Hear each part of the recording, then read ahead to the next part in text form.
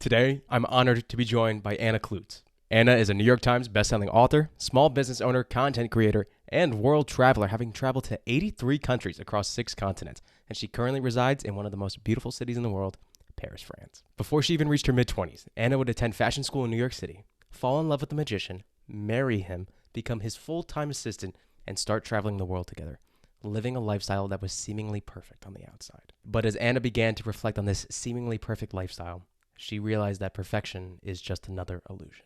Although she appeared to have all the freedom in the world, in reality, she was trapped. When her marriage ultimately ended, Anna decided to use her unhappy ending as a source for a bright new beginning. Her new memoir, My Own Magic, A Reappearing Act, is a true coming-of-age story about Anna rediscovering the magic that was always inside her. Today, we sit down to discuss the highs and lows of Anna's journey. Our 20s are a very difficult time, and it's one thing to reflect upon those experiences in hindsight. It's a complete separate thing to write them down in a memoir for anyone and everyone to see this very vulnerable side of you. And I can't thank Anna enough for her vulnerability in today's conversation. We have an incredibly powerful conversation about how she navigated the adversities of this time and how having an unrelenting, unbreaking belief in herself was so crucial. I can't thank Anna and her team enough for sending me an advance copy of her memoir. It is a phenomenal read. It will make you laugh, it will make you cry, but most importantly, it will make you realize that you are not alone. My Own Magic is available on May 16th. I have the link to the pre-order down in the show notes. I highly, highly encourage you. Please go check this one out. If you enjoyed today's show and you want to see even more incredible conversations, please follow along and leave a rating wherever you may be consuming this podcast. It really helps me outgrow the show, and I can't thank you enough for being a supporter. Thank you for tuning into the R20s podcast. Without further ado, Anna Kloots. I actually wanted to start with the first paragraph that you have from the author's note because I thought it was great. And it's, memories are a lot like magic tricks, little moments full of wonder that stir out emotions as they unfold. Both memories and magic tricks can be astonishing and insightful, but perhaps also misleading. For when we think back, we may not see or remember only what we want to believe. Our own minds can, after all, play tricks on us. That to me just set the tone perfectly for the book because some of us really struggle just to reflect in general. And now you're not only having to reflect, but you're putting them out in a memoir for anybody and everybody to see the workings of your inner mind and your inner soul, which is just a whole nother level of reflection. When you were writing the book, were there some memories in here that maybe you haven't thought of in quite a long time and they were coming to the surface again as you were writing down this memoir? And the exercise of reflection where you have to go back and visit these memories, some incredibly happy, some incredibly sad and hurt. Did they stir up emotions inside of you that you don't remember having the first time you had those memories and bringing them back up to the surface? Did you have to rethink how those memories actually fit into the context of your own story? Absolutely. And that's what's really beautiful. I have always considered writing therapeutic. And I started writing so much of this book in the actual, total fallout of my marriage falling apart. Mm-hmm. And so much of the memories I had written down from even before that, because I've kept handwritten journals since I was 12, essentially. Yeah. Um, the whole purpose of memoir is to reflect. And when you look back at some of these things that in the moment maybe you only felt joy, but now your wiser self is almost like, oh, I just wish I could warn her. Like she's glazing right over that. So there was a lot of that. There were a lot of moments I was reflecting on going, wow, how did I not see or how did I not notice? But you're almost glad that in that moment you were just feeling that because the lesson was being learned. It just took you a while to learn it. Yeah. Um, it was I sobbed writing a lot of this.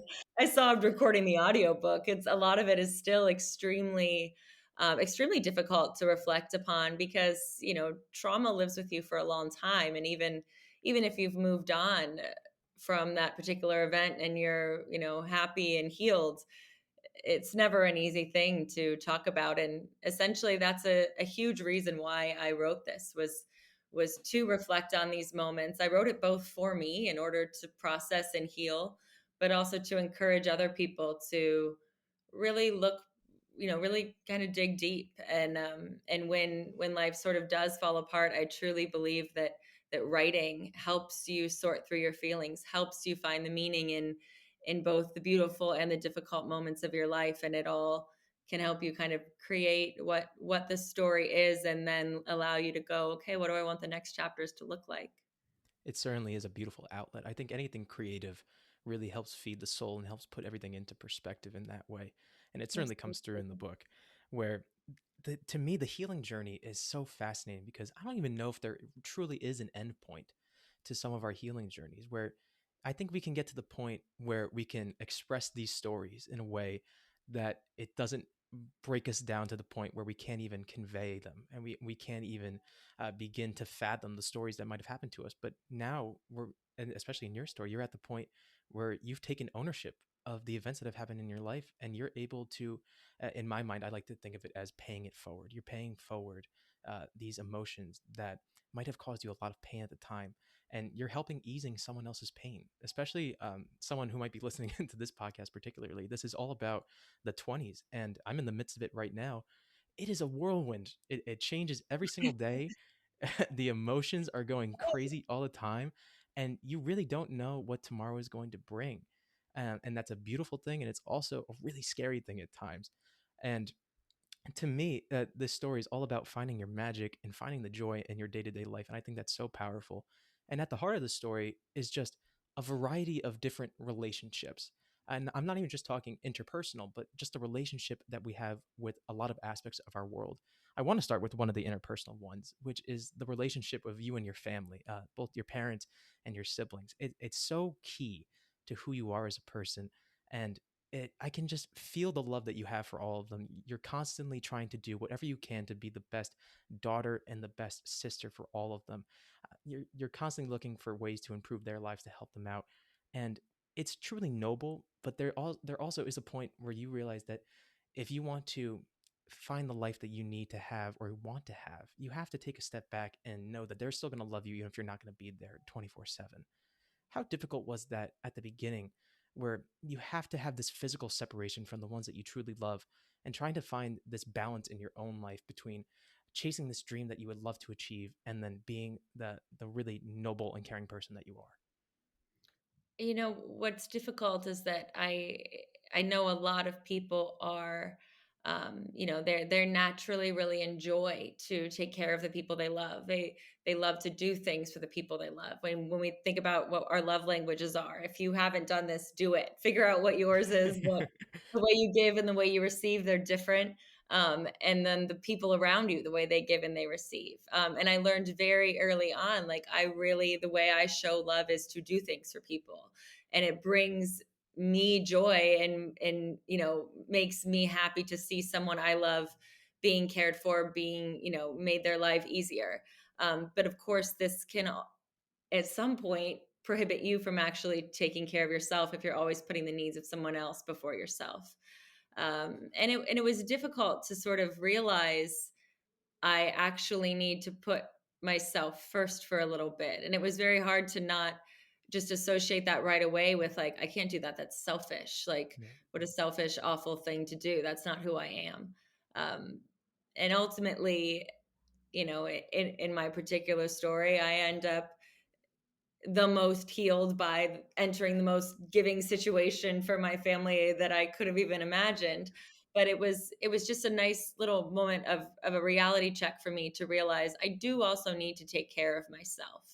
And I do need to maybe put myself first a couple times instead of just prioritizing everyone else and letting everyone else distract me from, letting my love for my family distract me from what do you really need, what's going on with yourself. Part of the reason I moved abroad was because I knew off on my own I would have to choose me. I Yeah. would have to say, okay, what are you doing for yourself today? And I actually think healing, once you start doing it certainly is never done. And I think it actually, at least in my case, it becomes addictive.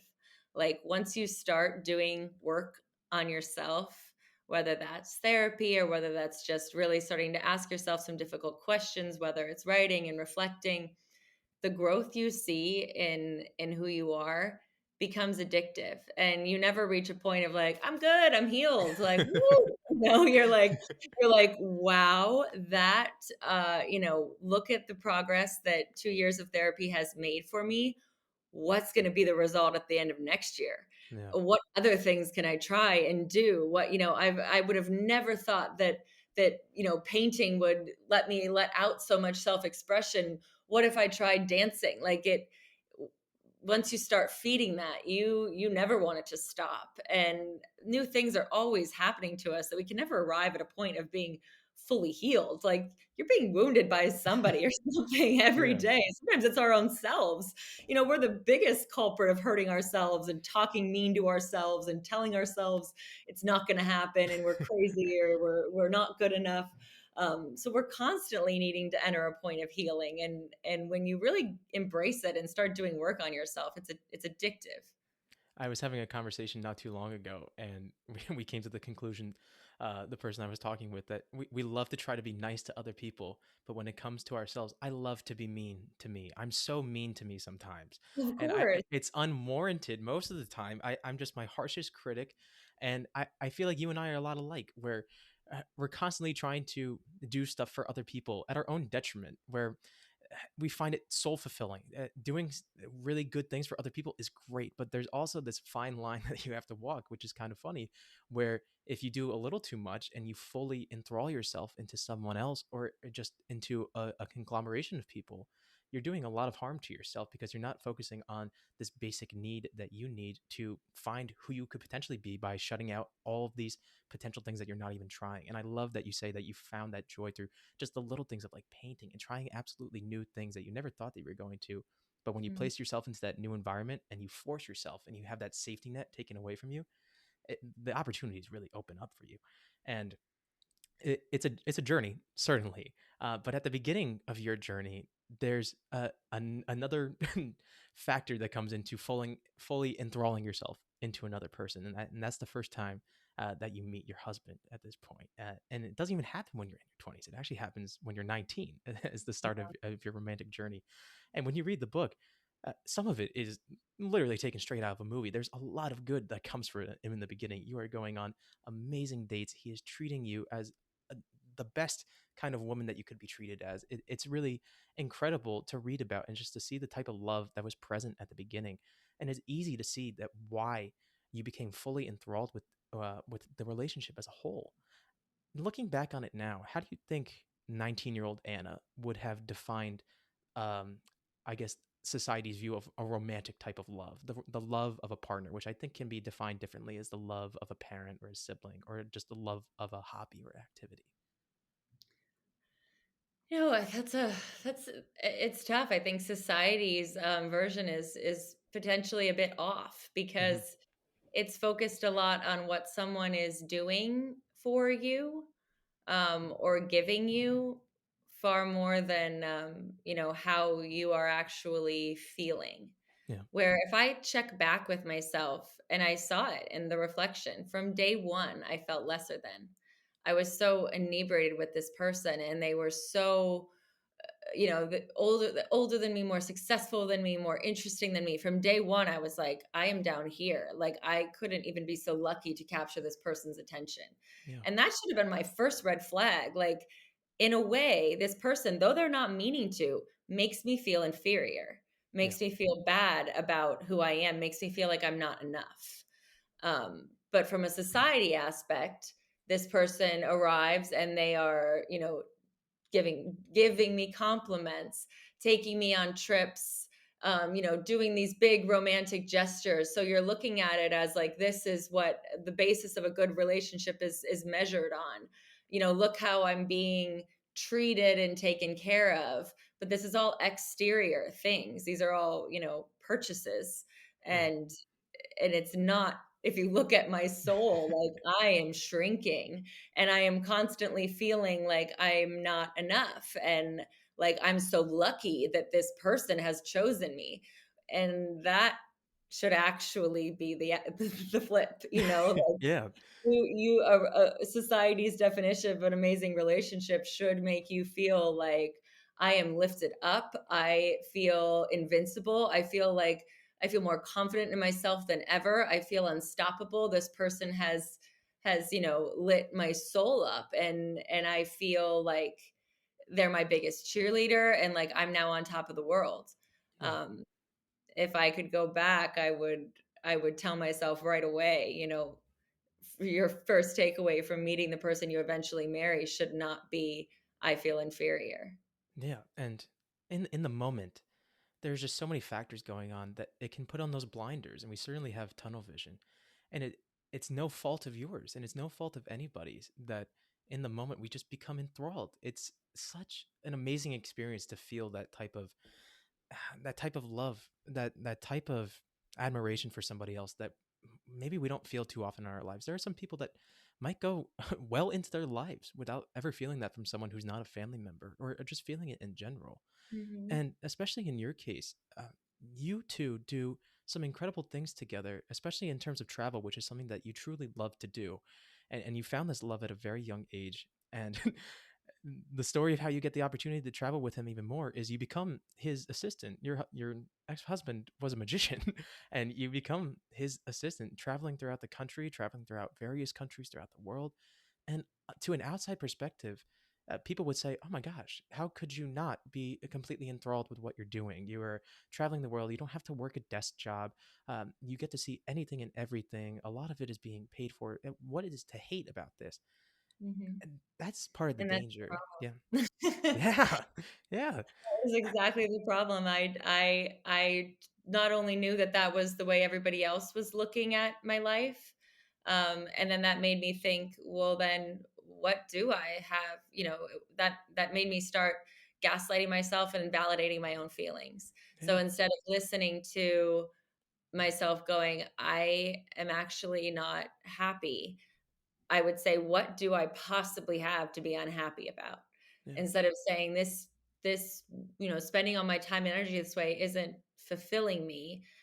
I would say, like, you are spoiled. Like, what is wrong with you if you can't be fulfilled with this? Like, you don't deserve to complain. yeah, And that's really dangerous, because I did that to myself for a long time, and my deep inner voice is trying to talk to me. It's trying to tell me, like, this isn't working for you. Can't you see it? Because I yeah, can feel it. But instead I'm letting this perception of everything is perfect and beautiful and this is a dream life that people would kill for. I'm letting that dictate how I am actually reacting to how I feel. And I'm telling my inner self, like, what you're feeling isn't fair. What you're feeling is selfish. How you think is crazy. You gotta get it together, because whatever you're feeling isn't right. Like, yeah, look, obviously you should be happy right now. And if you're not, it's your fault. Um, and that's what's so, that's why I end up on a very long and hard journey to eventually get to the point of listening to that voice, and kind of everything falling apart, where I guess if I would have paid attention a little bit earlier, um maybe I would have been a little bit more aware. yeah.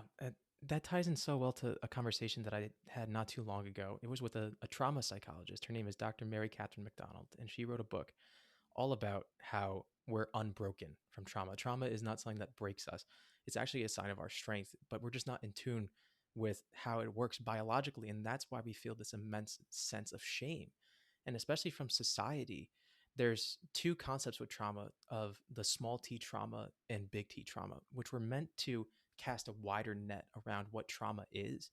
But society warped that and warped the language around it to say that if you were experiencing small t trauma, you are experiencing an inferior form of trauma that shouldn't be uh, taken as seriously. And what society put into that category was relationship issues, relationship trauma, difficulties with breakup, difficulties with divorce, stuff that wasn't seen as serious, but that was completely misconstrued. Who are they to define how we are feeling? It's the same type of reaction, just it manifests individually.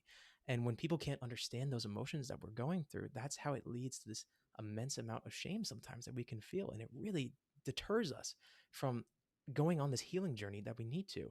And you alluded to it as well, is your body's giving you the signals. Your body's telling you, hey, something's wrong.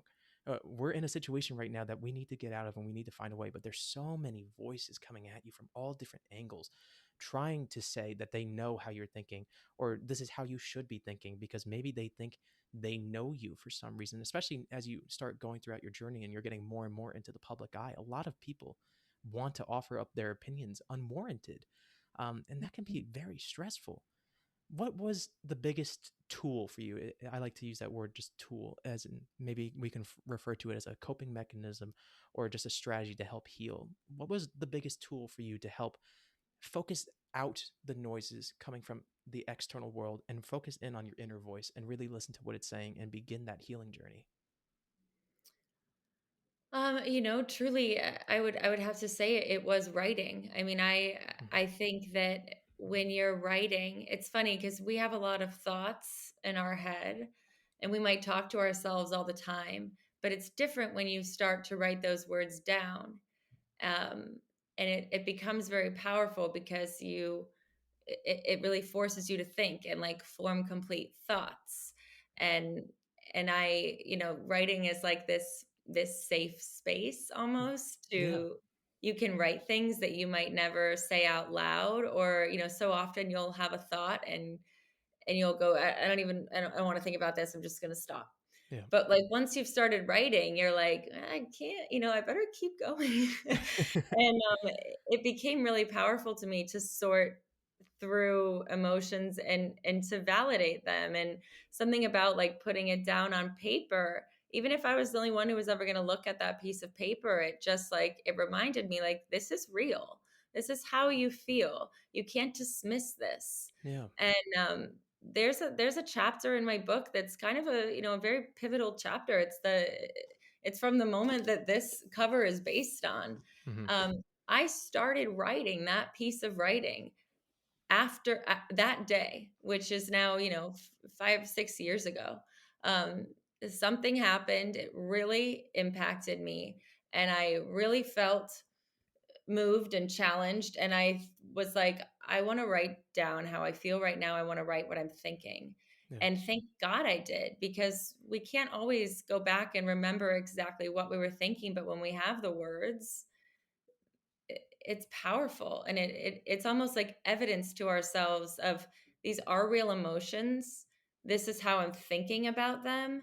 And then if you write all the time, you can start to see patterns, Yeah. and really pick up on what's bringing you joy, what's not, what your insecurities are, what you're confident in. And it becomes a very powerful tool to understanding yourself, which is, I think, what are at least what my main goal is, having gone through all of this. Like, when I felt the most lost, and I really did just feel lost, my marriage ended, and I looked in the mirror and I was like, who even am I? Yeah. What do I even want to do? What do I had forgotten. I really didn't, I really had lost so much sight of my own self. And thankfully, I had so many words written down that I could kind of retrace them. And it became this like roadmap back to what made me me. Yeah. And I started using that to figure out what direction to move in. um, it's very, very powerful. And don't feel like, I'm not a writer, I can't write. Everybody can write things down. Yeah. Not everyone has to turn it into a book, but use it as a tool for yourself. It's free Yeah. and it's amazing, and you can do it anywhere, and it's more powerful than you realize. Well, before you wrote a memoir and you were a New York Times bestselling author, you were writing blogs, just writing about your joys of Yeah. travel. We all start somewhere, and you've had this love for writing since you were very young.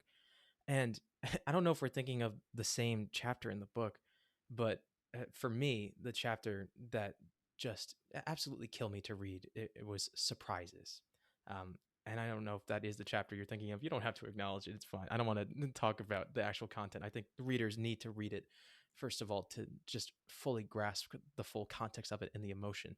But when I read that chapter, I couldn't imagine that chapter have being written in one sitting, where it was the type of emotions that were so intense that I feel like you would have to revisit it over and over again to really understand the emotion and contextualize it. And that's why I think the healing journey is not a one stop shop type of thing. It's something that needs to be revisited over and over again and you are constantly recontextualizing as we move forward in the world and we gain an increased perspective, and our own just perspective on the past changes. I think it was that chapter was really powerful to me, and I can't thank you enough for being open and honest enough to put that chapter into the book, because I think that really fits into the theme of paying it forward that I had touched on a little bit earlier with you, where the lens that we view the world from, sometimes that lens can shatter right in front of us, and sometimes Mhm. we're looking out into the world and it looks beautiful, it looks inspiring, and we're excited to go take anything and everything, and then that lens shatters, and sometimes we see that the world can be dark, it can be really scary at times. But I think what some people will miss is that even though the glass is broken, and we can still look at the shards of glass and we can pick them up, and we can still see that we can still look through that lens a little bit at a time, and we can rebuild that vision of the world that we have, because it does exist. It just needs to be refound again. And picking up the shards of that glass and using them as a way to see the light in the darkest of days. That's how I would describe exactly what you're doing. You had this lens shattered, but you took the shards and you carried them forward. And now you're at a place where I think a lot of people, no matter what phase of life they may be in, if they're like me and they're in their young 20s, if there's someone else who might be closer to you in age, or someone who's beyond both of us in age, they might be able to take a look at this story and just see that you are able to find the good in every single aspect of your life, which I think is incredible. How do you think you're able to do that? Because I know some people that just can't. They have something happen to them and they're never able to see the world in the same way. They're never able to dance in the street. They're always just walking with their head down. They're never able to feel the rain on their skin and enjoy it for what it is. You're constantly able to take the smallest of things and turn them into the biggest joys in the world. Is that something that was just always instilled in you, or was that something that you had to, I don't know if teach yourself is the right word, or just something that became a part of you over time? I think perhaps it's a little bit of all of those things. I think, nothing is ever 100% one thing or completely black and white. Hmm. Um, I think in some ways that kind of joyful nature was always in me, um, and is kind of naturally who I am. But I think I have been through some very difficult things that could have easily just made me become a different person. Yeah. Um, I have always kind of taken these moments that are really difficult and really awful, uh, as reframed them as opportunity. Um, and it's very easy to just look at it as an ending, to look at it as that door is shut or that thing is shattered, and the direction I was moving in is now gone, or everything I've built is now over. And you will feel that, and you should let yourself feel that, because again, it's valid. That's Yeah. yourself speaking to yourself. You can't just pretend like you don't feel crushed.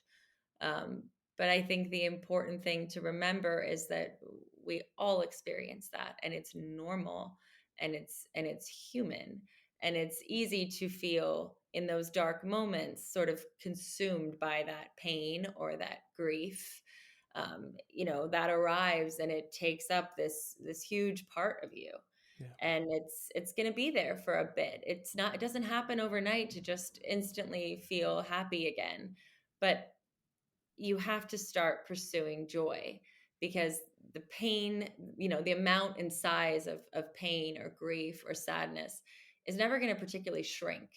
I believe it's always with us. Like I said, like that trauma I experienced is always there. If I start talking about it, I will cry. Yeah. It's there, but I have grown around it, and that's what happens. It doesn't always consume all of you, because as you start leaning into happiness again, as you start doing things with the people who love you and care for you, as you start feeding your passions, as you start looking for the beauty in life, the size of your pain is always like this, but joy grows around it, to the point where, now you're this huge, big person, and the Yeah. pain is still there and it's still this size, but now there's joy and there's new love and there's new passions and family and happiness. And, you can shrink the size of it by just expanding the things that are beautiful. Um, and it just takes sometimes, finding beauty in the otherwise ordinary. A lot of the things that make me really excited and really happy, other people are like, huh? But I'm like, "Do you see that lamppost? It's beautiful." And I'm losing my mind, and they're like, you're nuts." But that's like, we all have to define what those things that really light us up and bring us so much joy are for us, and it's different for everyone else. Yeah. And I think that can be the problem, is we're taught to believe, these are the things that will make you happy.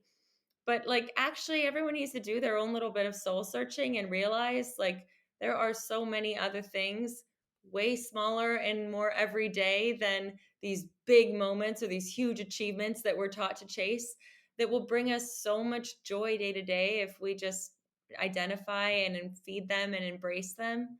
um, I think that's how I do it, and I look at the contrast of feeling the immense darkness that I felt at many times. Like, feeling that darkness and letting myself feel it allows me to recognize the light.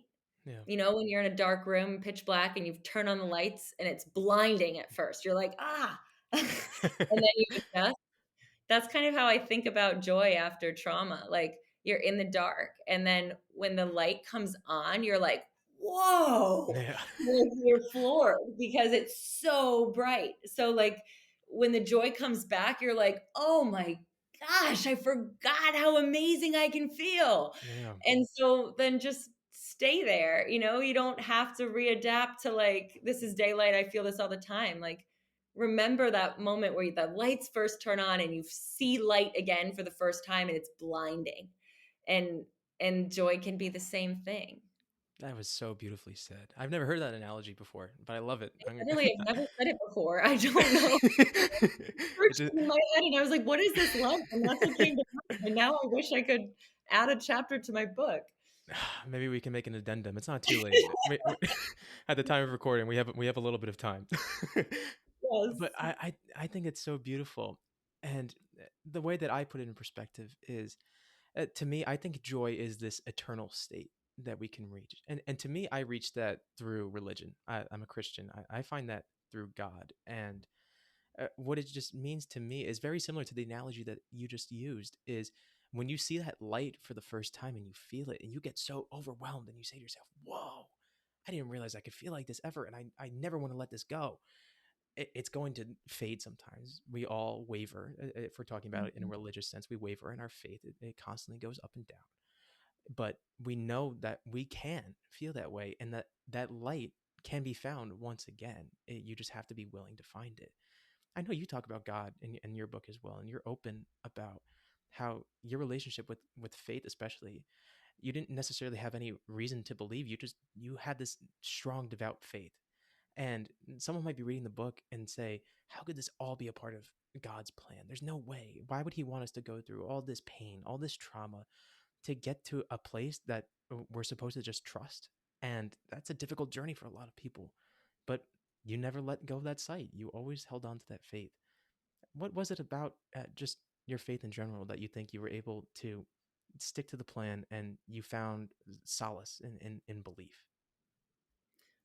Well, I think, a big thing to me is, anytime it's normal to, anytime something really bad happens or something goes off track, you want to blame God Yeah. right away. You want to be Mm. like, why are Yeah. you putting me through this? Or like, what Yeah. if you're in charge of everything, why is this happening? But like, you have to remember, as a Christian, you believe in God leading control of your life, but you also believe in your own free will. Yeah. And so you can stop and be like, I played a role in this. Like, I made some of these choices. So I think you can't always, I've never looked at it as like, why is God doing this to me? Or like, why did God allow this to happen? Like, I kind of take responsibility of, like, I'm trusting in my faith that everything is going to, work out, but that doesn't mean it's going to be without trial, without tribulation, without questioning, without very low moments. Yeah. There is no promise when you sign up to any, faith system or any religion. it's never like, and now you're just good. Like nothing bad is ever gonna happen Two to you. thumbs up. Yeah, you're good. Amazing, like you are just, life is gonna be a golden road. Like that is that is not it. Um, for me, it has always just sort of helped me to really believe that you know, that not that someone is like making sure everything goes well for me, but just that there is a God that is it's my purpose for living. Yeah. Um, and it's not about me. And so that's why it's like I can't say, that it's God is doing this to me, or why has he done this to me, because it's about a lot more than just me and my day to day. Yeah. There's you're just trying to live I'm just trying to live my life in the way in which I feel like would be pleasing to God. But of course, I'm going to make mistakes along the way, and make some choices that he's probably like, oh no, don't do that. Oh my gosh. Yeah. But I did Eh, it, and then you figure out what to do next. And that's, Yeah. whether you have faith or not, that's your reality, is making Absolutely. your own choices and accepting the effects, shifting, deciding again. The Yeah. road is never easy. No, it never is. And he gave us free will, which is a beautiful gift. And I was having a conversation with a friend the other day, and along this exact same topic, he said, I stopped asking, why is God doing this to me? And I started asking, what is he trying to teach me? And that's made all the difference. That it's a shift in perspective, which I think is key to us finding Mhm. that joy and find that happiness. Just like there, I don't even know if you would phrase it as a motif in your book, but there was something that I picked up on, which is the use of the song "La Vie en Rose." It comes up a couple times in your book. Mhm. It gets used in a beautiful way. And sometimes, if you look at the literal translation, it can be translated as live a life in pink or live a life seeing it through rose colored glasses. And we hear that phrase and we're like, oh no, seeing life through rose colored glasses, that means we're missing some red flags. I think you can translate that into the positive too, which I think is exactly what you're doing. Is why wouldn't you want to see life in pink sometimes? Why wouldn't you want to see the joy in the smallest of things? That's how life becomes incredible, is when you have this gratitude towards the tiniest little minute details and they're sticking out to you. I think that was really cool to me. I don't even know if that was your intention, but just as a reader, I No, thought that was awesome. it was. It is exactly, and that's kind of how I feel all the time, because I'm sometimes criticized for over romanticizing, or not looking at life, not looking at reality, or living in a fantasy. And I kind of think like, why not? Yeah, Like and that's we my are thinking given too. Yeah. reality day in or day out, whether we want it or not. So there's no way you can just always live looking through rose-colored glasses, or in your own little fantasy in your head, or Yeah. romanticizing everything. But like, why not do it where you can and when you can? Because the reality of life is always going to be there, always going to be weighing us down, and it very often is difficult and sad and hard. And so Yeah. you can also really guard this place of seeing the beauty in things, feeling the joy that, feeling an immense joy in the little things. I think those two, you don't have to choose, like you can do both. You No. can wear the rose colored glasses, and then, pop down from time to time, and see what's really going on too. Yeah. You don't, it's not one world or the other. They can coexist. Exactly. And I want to talk on that a little bit more just with the work you're doing now, because I think it's so incredible that you've reached the point that you are now, where you're able to create content all around, just finding joys throughout Paris, finding joys all throughout the world. And I think it's important to acknowledge that you started doing this before the term influencer was really invented and before people were making money as a content creator. You were one Yeah. of the first people in the space. And I want to talk a little bit just about the belief that you had in yourself, your work ethic, which is touched upon in the book. It's just how you were able to have this belief in yourself that you were going to be able to make something out of this and see it come through into fruition. It certainly wasn't a short amount of time, but it attests to that all the best stories, all the best cases of people who are able to make it in their own field, something that they really want to do, start their own business.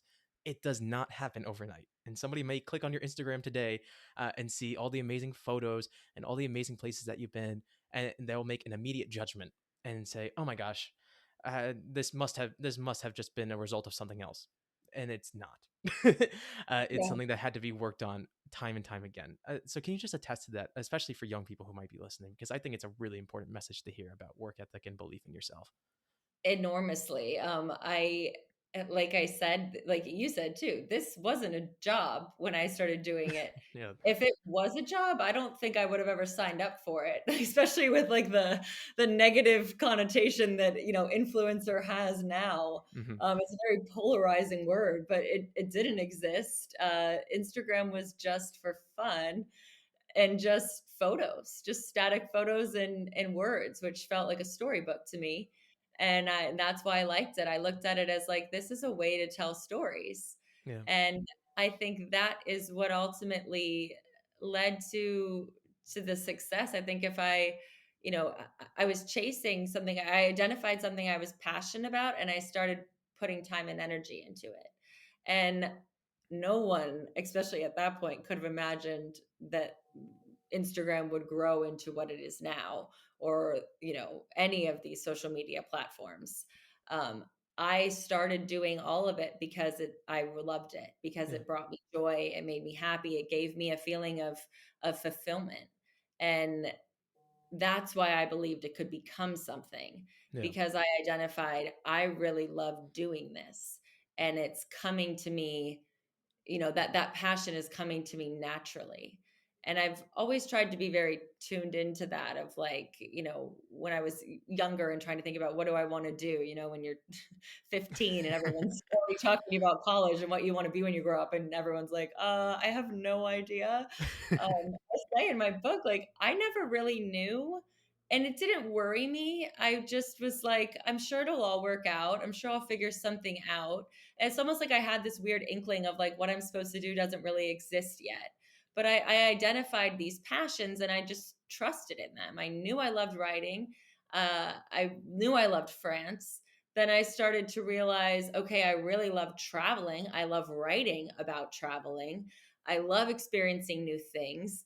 Like, as I just started challenging myself, the things I was really passionate about and kind of naturally inclined for Yeah. became evident, and I just started feeding it, and that's what I was trusting in. I wasn't, you know, like a making a bet on like, yeah, I have a good feeling about this when I'm done. It was like, I love this, and Yeah. I think it will lead to something, because I just have a gut feeling that this thing I'm really pouring my passion and my time into will lead to something for me. And, you know, I didn't know what that was, but I just trusted that it would be something. And And yeah, I think that's what we have to do. You know, like, absolutely. identify what we're passionate about, and then find ways to make that into work. Our reality is so malleable, if we allow it Mhm. to be. We can certainly create the life that we want to. And I'm a bit of a nerd. I like to do my research before I do the interviews. And of course, I had to do a little bit of digging, and I found the blogs that you mentioned in the book. You did. But People just have asked to link them, and I'm like, no. You know, no one wants their 18-year-old journal diary, essentially. Like, I started that for family and friends. That's yeah, basically a diary online. I thought it was a lot of fun to read through them. I thought even reading your oldest one when you were abroad, I think it was just so evident how much you were enjoying it and how evident it sparked something within you. I think the only potential red flag was the rat that you never caught. I don't think you ever did. That's fair. You never catch the mice or the rat, but just one day they disappear, and you're like, And hmm. then one day they're in a Pixar movie making food. It's I crazy. know. That's the only thing that didn't totally freak me out about that experience of an ongoing mouse problem, was I could be like, oh, well, maybe he's Remy and he loves cheese. Everything had Yeah. to happen the way that it planned out. That's why he got away. He just had to go make some ratatouille at a restaurant. But Mhm. No, but I mean that the exactly, reason you the fact that you dug that up, I mean the fact that I have a stack of journals starting from when I was 12 years yeah, old, in my childhood bedroom, like, this is something that I have been doing for a very, very long time, and only recently, after a lot of work, became a job and became a full-time job. Yeah. It takes time, and we want everything to happen overnight, but it takes time and trusting in yourself. 100%. And with every iteration of the blog, every new adventure that you went on, it was evident that travel just sparked something within you. And Mhm. I Again, think, that's what writing does for you. yeah, It confirms it. absolutely. Like, you look back and you see patterns and you're like, "Wow, yeah." 100%. And travel, again, it's such a privilege to be able to do. We live in the golden age of travel where just 50, 60 years ago, no one could have even imagined potentially flying to Europe one week and then a month later, maybe you're going on a safari or stuff like that. That just was unheard of. It's such a gift. And if you have the means to take advantage of it, I highly encourage people to do it. I haven't even begun to go on my travel journey. I just went abroad for the first time this past January. I went to London. Oh my gosh, beautiful, Oh, wow. beautiful. And I very London is much, great. yeah, It's like uh, a gateway drug. It's it like you really start is. then what happens? 'Cause Yeah, this is kind of like an amazing little taste of Europe. it really is. And all I've been thinking about since I was there, I was like, all right, I went to London. Now I got to go to Ireland just to get all around the UK, and now I got to do Italy, and now I got to do Paris. Oh my gosh, it really is. A gateway Having drug is a great way to describe it. my habit started in London. That's what began everything. I'm telling you, first place you got to go in London. Let's just set it in stone right now. It'll get you hooked Yeah, on no, Europe. I agree with you though. It is an enormous, enormous privilege. Um, Absolutely. and one I do not take for granted at all, and feel very lucky every time I'm able to go anywhere, Yeah. because it's not only financially the burden of it, but just some people don't have the time, like the actual time to be able to travel. Yeah. The ability to say I can leave my children with these people and travel. It's an enormous privilege, and I agree. If you do have the ability to do it, you know, Yeah. do it, because it's almost like you really owe it to yourself to take control of that and say, I have this immense privilege I've been given. I have to go use it and learn something from it. 100%. I think it forces you to grow, just like you talked about with putting yourself in the environment where you were away from your family. It forces you to rethink how you shape the world, even if you're just going on vacation. I think you'd be shocked at the preconceived notions that we have just growing up in America, especially. They shatter immediately once you Mhm. start seeing a different aspect of the world. And there's so many studies just about how travel itself increases creativity. It increases the way that you're able to perceive the world, to be in touch with your emotions, because now you see how other people interact with each other and how they treat each other, and certain values that they might hold that might not be held as high in America and stuff like that. It really is just something that I encourage you. If you feel like you're scared, I think is the best word to use. If somebody's scared to, I don't know, even if they're scared to go on an airplane or just go across the pond for the first time, I think you just gotta do it. It's just something that I feel like it's a gift, and it goes back to what we were conversating about with God. I mean, He created all of this, and to see the creation, it's one of the best things that I think you can do. I agree. I recently, just the other day, said this. I know it's scary to people, and it's because it's unknown. Yeah, And there's always a fear of unknown. But if you reframe that as, the unknown is the possibility zone. yeah, Like, anything can happen, and that's then that can take your fear and move you out of fear and into just excitement of, like, this is the land of possibilities. yeah. I want to end on a beautiful unknown. I can't thank you enough for today's conversation. Again, I said at the beginning. I just want to say it now. Thank This you. It's been Uh, wonderful. Thank you. And that beautiful unknown is something that you touched upon in another one of your chapters, where you wrote an updated bucket list. And on that bucket list is you want to be a mom one day. And just going throughout my 20s, I constantly think about how I want to set myself up to be the best husband and be the best dad possible. And I call it a beautiful unknown because you and I have no idea what that chapter in your life will bring. But what I think is absolutely awesome is that one day your child's going to grow up and they're going to realize just how cool their mom is. That their mom was able to create her own business, was able to go through a really difficult time. She wrote a book about it. And then your child's going to be able to pick up that book one day. And we've talked about paying it forward multiple times. You're going to be able to pay it forward to someone who is incredibly close to you and is probably going to be the closest relationship that you have in your life. I can't even imagine what that feeling will be. But have you even begun to think about what that will be like in that chapter of your life? It's a joy that you can't relate to unless you're a parent. That's what I hear every single time I ask somebody. Um, but as you progress throughout your own personal journey, just what are your thoughts about that chapter in your life? It's something that's unwritten, but yet so beautiful. I think in so many ways it's interesting. I've been thinking about it a lot lately because I'm almost 35, and I've in some ways it's kind of like the end of a big part of my life because I can no longer just hop on planes and shoot over to do this and this and this and this when I have a kid, and in some ways that has been prohibiting me from actually starting down that path. Yeah. But in another way, I think it will be the most beautiful trip and most incredible journey I've ever been on. And I know that. I know it's going to hit me with this, like, oh my gosh, I thought, I thought this adventure was the adventure of the lifetime that shaped me and taught me so much. But whoa, was I wrong? It's actually this like beautiful little thing I made. Yeah. Um, and I have so many nieces and nephews. I've been very lucky to have four older siblings who all have kids, and I scratch the surface of what that bond and what that love feels like.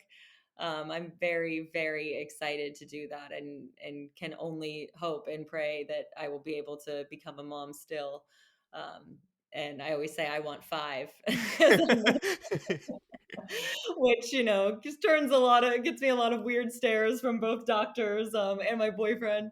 But yeah, well, that is certainly, I think, the most beautiful trip I'll take if I get a ticket. Well, I'm hoping and praying that one day you'll have five little travel buddies with you. You get to you get to go on some incredible adventures. That would be awesome. Thank you. Of course. Once again, a massive thank you to Anna for joining me for today. Such a powerful conversation. Please go check out My Own Magic. It is available May 16th. Link in the show notes to the pre-order. You're not going to regret this one. Thank you, as always, for tuning into the R20s podcast. It is such a privilege to be able to put this on for all of you. It really is one of the biggest joys of my life. Until next time, I'll see you.